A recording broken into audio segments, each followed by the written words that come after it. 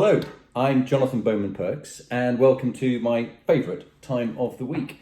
I'm really lucky to have an old friend of mine, Colonel Garry Hearn, who's been a colonel in the army, full colonel, and now is running the, how would you describe it? Yeah, we describe it as a divisional director, Yeah.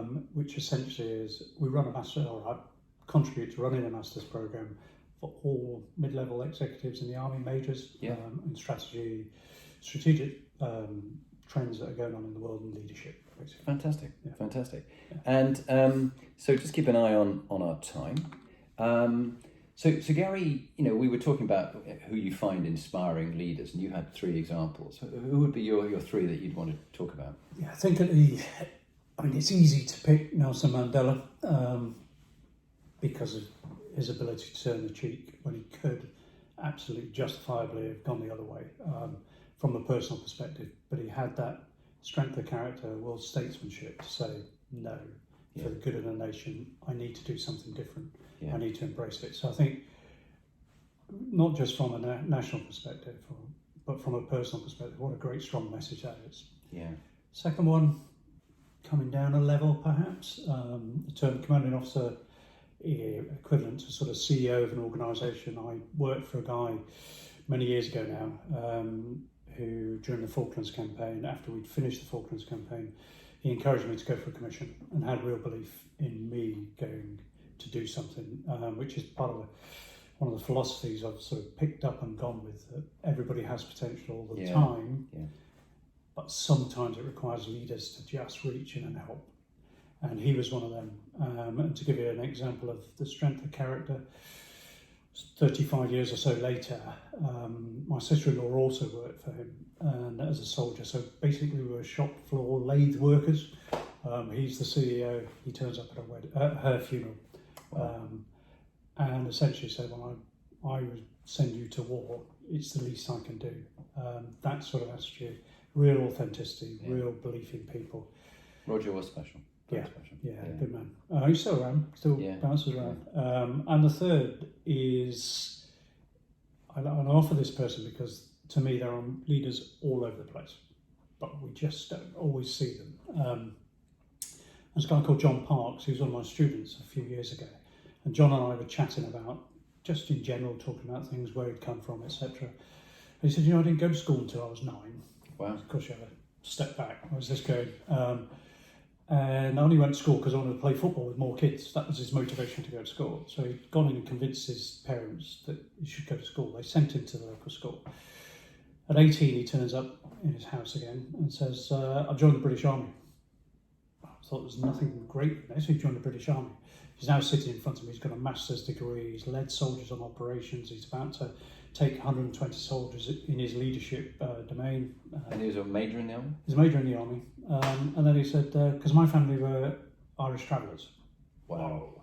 And now you can begin to see the friction that he went through. Now, I'm not decrying Irish travellers at all, that's a community. It's more that self-leadership to say, I wanted to do something, I wanted to get something. And I look at him and I think he's just a really great officer and a really great leader. So I suppose those 3 layers, and that, I think, to me, is about leadership. We can see the top ones very easy. Yeah. They're everywhere. Yeah, it's been a theme for you, I think, and an important one.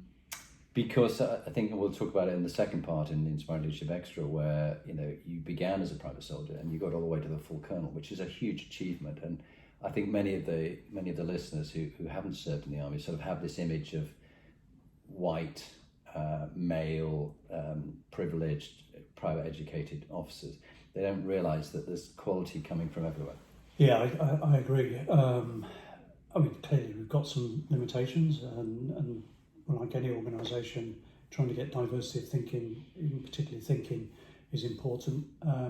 But I agree. I know brigadiers who started private soldiers. I know generals and brigadiers who were orphans, who come from Newcastle, who come from Tottenham or wherever else. Yeah. There are many others who through dint of birth, went to Harrow or wherever. Don't decry those either. That gives us the richness of society. It does. Yeah. And we were also talking about your. Some of our greatest learning comes from when we make mistakes. many leaders, when I'm really worried if they say, do you know what, I've never made a mistake. That's a problem in itself. You have a lovely, as well as the courage you have, a man who's served in the Falklands War and things like that, you also have the humility to talk about what you got wrong and what you learned from it. And what would be your story about what you got wrong, and or a couple of occasions you got wrong, and what you learned from that, which has shaped you now? Okay.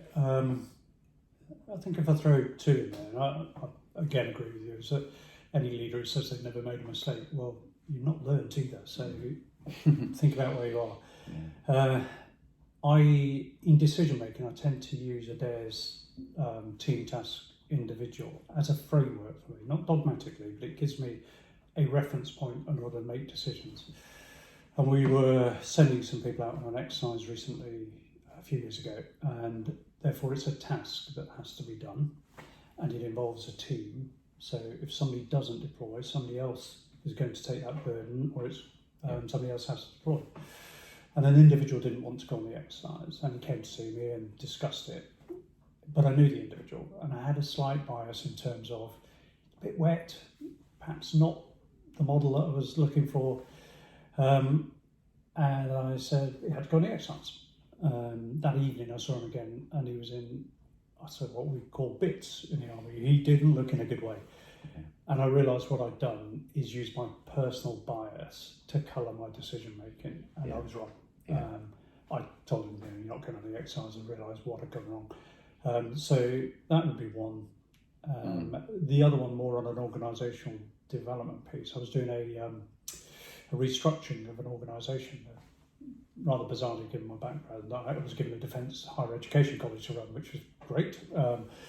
And classic transform, restructure. So I set a tiger team off for 3 months, created a new structure, a new process, and I had a diagram, as we all do, nice wiring diagrams. And I used to have a professor who worked with me. It was a typical hair. You can draw this professor. This is the guy, beard, hair, sandals. He didn't say a huge amount, but he'd come into my office every so often and sit down in an armchair and say little or nothing.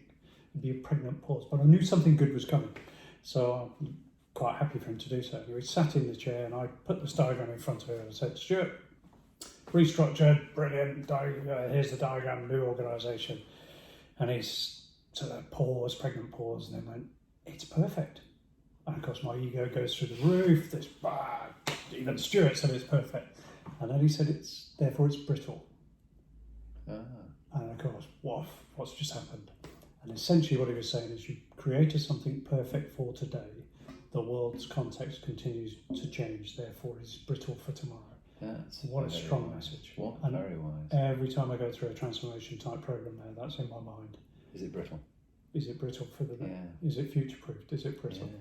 Wow, that's really interesting. So last minute really before we then switch across to the podcast recording with the extra session, what would be your top tip you'd leave the executives with? Gosh, it's difficult, isn't it? There are many things. I'd say leadership's about people. It's about others. Yeah. You can look at the leader if you wish, but ultimately leadership to me is about getting people to do things, even when they don't necessarily want to do it, but to do it to the best of their ability, because we can always get people to do things by position of, I earn your salary or I have rank. But to do it to the best ability is what leaders should be seeking to do.